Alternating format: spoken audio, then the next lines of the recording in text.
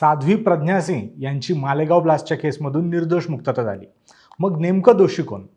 सय्यद अझर या 19 वर्षाच्या मुलाचा मृत्यू झाला. त्याचे वडील 17 वर्ष न्यायाची वाट बघत होते. ते आजही न्यायाची अपेक्षा घेऊन कोर्टात गेले असतील. त्यांचं काय?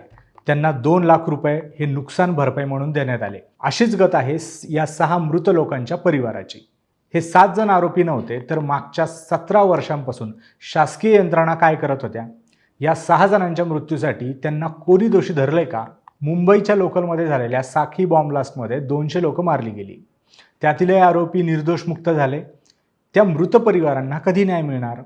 एमआयएमचे इम्तियाज जलील म्हणाले की किमान त्या केसमध्ये राज्य सरकार बोललं तरी की आम्ही सुप्रीम कोर्टात जाणार. या केसमध्ये सरकार तसं काहीच बोलत नाहीये. मुख्यमंत्री निकालानंतर काय बोलले? तर ते म्हणाले, आतंकवाद कभी ना भगवा था ना कभी भगवा रहेगा.